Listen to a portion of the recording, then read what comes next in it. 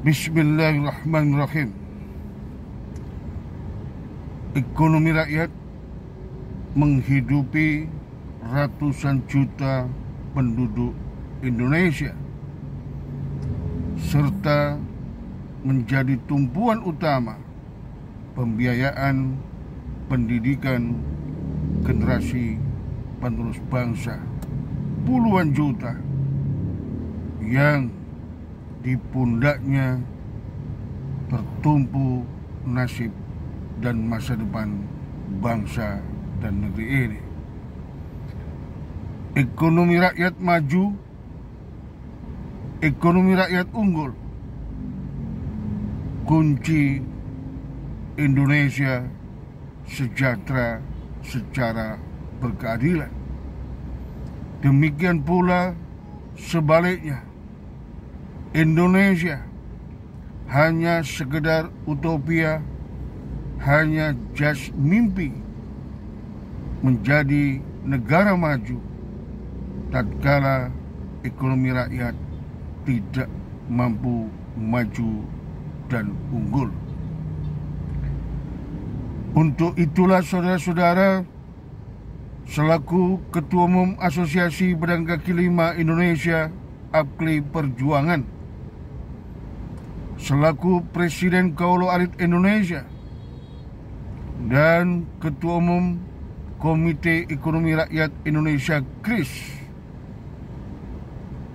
bermaksud menyampaikan 7 tuntutan ekonomi rakyat kepada Presiden dan Wakil Presiden Republik Indonesia masa bakti 2024-2029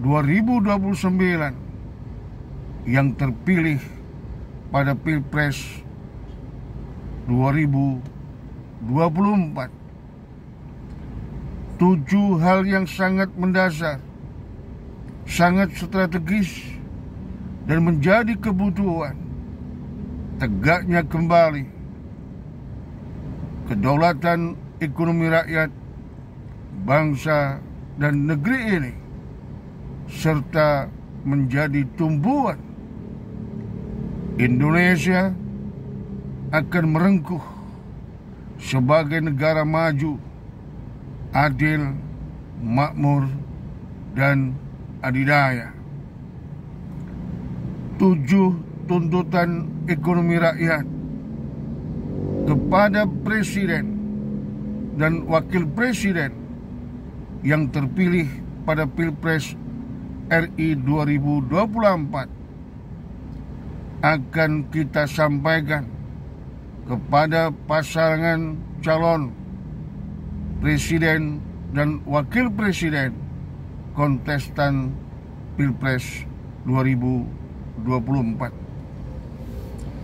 7 tuntutan itu adalah: yang pertama, Indonesia harus memiliki undang-undang ekonomi nasional sebagai payung utama tata kelola ekonomi dan tata kelola kekayaan sumber daya Indonesia yang harus tegak lurus,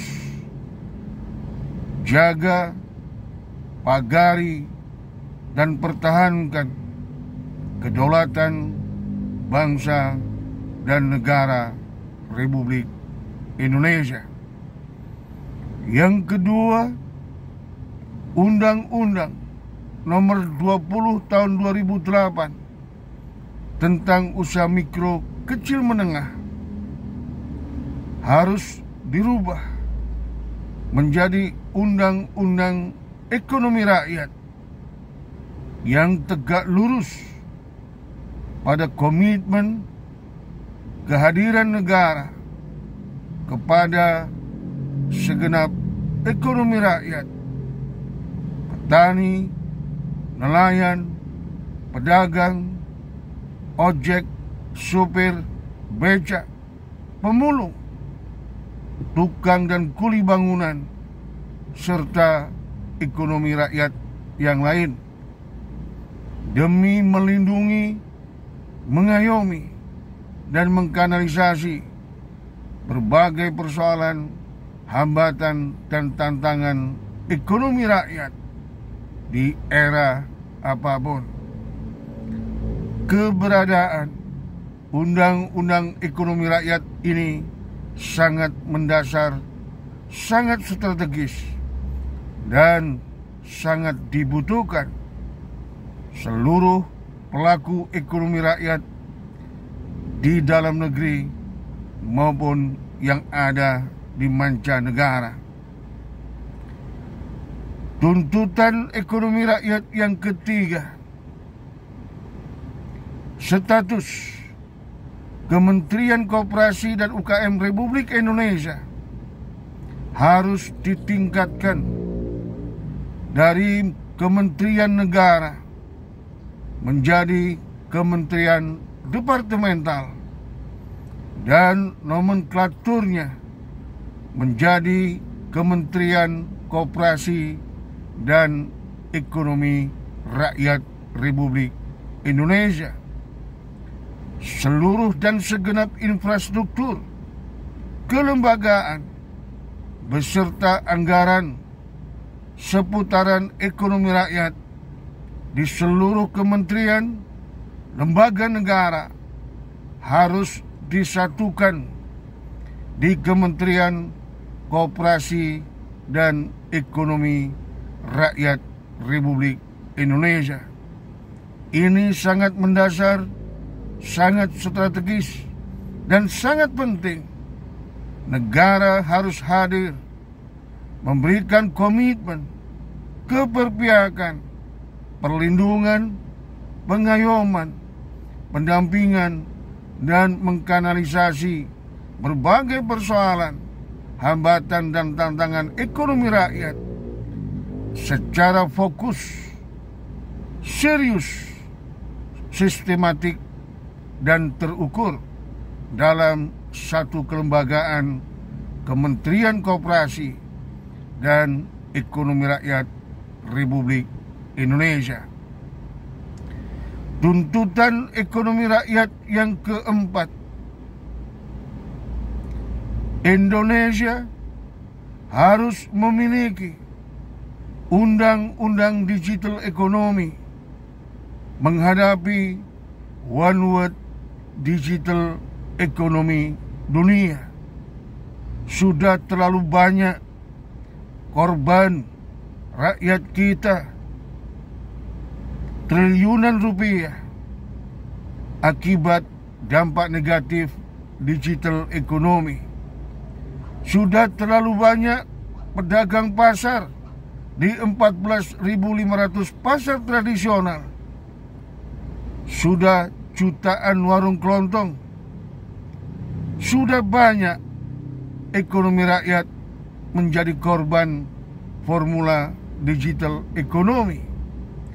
Demikian pula saudara-saudara, 5-6 juta driver online yang sampai hari ini belum dipayungi sebuah peraturan perundang-undangan.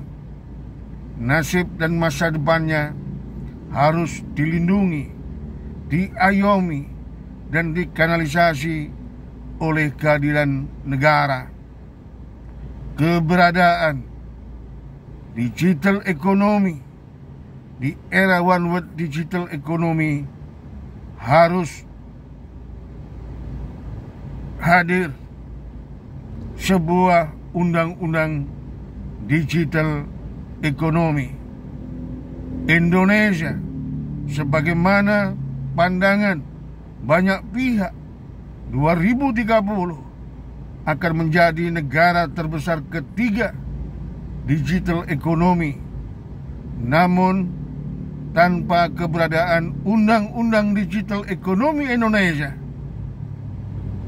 digital ekonomi ini bukan milik rakyat, bangsa, dan negeri ini, namun akan dikuasai, akan dikangkangi, dan akan dijajah pemilik modal dari global maupun kolaborasi dengan pemilik modal domestik dalam negeri.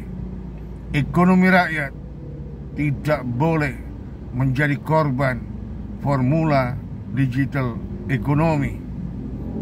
Saudara-saudara yang saya hormati dan saya banggakan, tuntutan ekonomi rakyat yang kelima, kita tahu di negeri ini hingga 2023 akses permodalan lembaga keuangan baik perbankan maupun non-perbankan yang dinikmati oleh ekonomi rakyat masih 18 hingga 20%, yang 80 hingga 82% dinikmati pengusaha besar dan konglomerat. Kita juga tahu akibatnya adalah hingga hari ini baru 27% perputaran ekonomi nasional di tangan dan di pundak ekonomi rakyat. Ini adalah wujud ketimpangan, kesenjangan, dan ketidakadilan ekonomi yang tidak sesuai dengan Pancasila, dengan pembukaan Undang-Undang Dasar 1945. Oleh karena itu, negara harus hadir untuk fasilitas pembiayaan dan keuangan ekonomi rakyat. Negara harus hadir dengan Badan Keuangan Ekonomi Rakyat Indonesia yang menggunakan standar,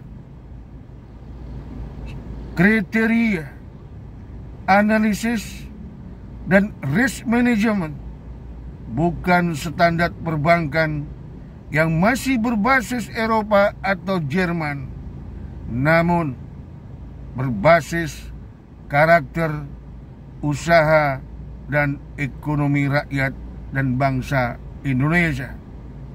Apapun resiko dan rintangannya, negara harus hadir untuk fasilitas pembiayaan, fasilitas permodalan ekonomi rakyat, dan mengharuskan adanya Badan Keuangan Ekonomi Rakyat Republik Indonesia yang langsung bertanggung jawab kepada Presiden Republik Indonesia. Keberadaan Badan Keuangan Ekonomi Rakyat ini merupakan sebuah penyatuan LPDB, KUMKM RI, dan lembaga keuangan yang ada di kementerian atau lembaga negara yang lain, serta didukung penuh oleh komitmen negara untuk melakukan pendampingan dan pembiayaan permodalan ekonomi rakyat ini. Kita ingin dalam tempo secepat-cepatnya plafon permodalan nasional minimal 40 hingga 50% dinikmati oleh ekonomi rakyat. Jangan pernah bermimpi ekonomi rakyat, usaha mikro kecil menengah naik kelas tatkala negara tidak hadir secara utuh dan menyeluruh. Saudara-saudara, tuntutan ekonomi rakyat yang keenam, negara Republik Indonesia wajib hukumnya untuk memberikan pengayoman, perlindungan, dan pengkanalan terhadap berbagai masalah, hambatan, dan tantangan warung kelontong dan pasar tradisional. Dari gerusan retail modern, e-commerce, dan formula ekonomi digital. Untuk itu, negara harus hadir, segera melakukan penataan ulang keberadaan retail modern, e-commerce, dan digital ekonomi. Ini sangat penting, sangat mendasar, sangat strategis, karena warung kelontong, pasar tradisional adalah warisan budaya dan ekonomi leluhur bangsa ini. Warung kelontong sudah tergerus lebih dari 2 juta. Hari ini tinggal 3,1 juta di seluruh Indonesia. Demikian pula ribuan pasar tradisional omsetnya anjlok, bahkan jutaan pedagang pasar gulung tikar. Dampak dari tata kelola yang distortif, keberadaan retail modern, e-commerce, dan digital ekonomi. Saudara-saudara sebangsa setanah air yang saya hormati dan saya banggakan, khususnya seluruh pelaku ekonomi rakyat dimanapun berada, tuntutan ekonomi rakyat yang ketujuh berbasis experiences, pengalaman kenyataan di lapangan, sektor-sektor yang terkait langsung dengan ekonomi rakyat, ketahanan pangan, dan ketahanan sosial seluruh rakyat dan bangsa ini mengalami sebuah tata kelola yang distortif, bahkan kerap kali terjadi konflik interest, sehingga triliunan, puluhan triliun, bahkan ratusan triliun rupiah tidak sampai ke rakyat dan bangsa ini. Berbagai penyimpangan dan penyalahgunaan berbasis konflik interest dari asal sumber daya manusia yang mengisi kursi beberapa kementerian yang menyangkut hajat hidup orang banyak, yang menyangkut tata kelola ekonomi rakyat dan bangsa ini, sehingga keberadaannya seringkali sangat tidak efektif, sangat tidak efisien, bahkan telah banyak yang terjaring skandal korupsi.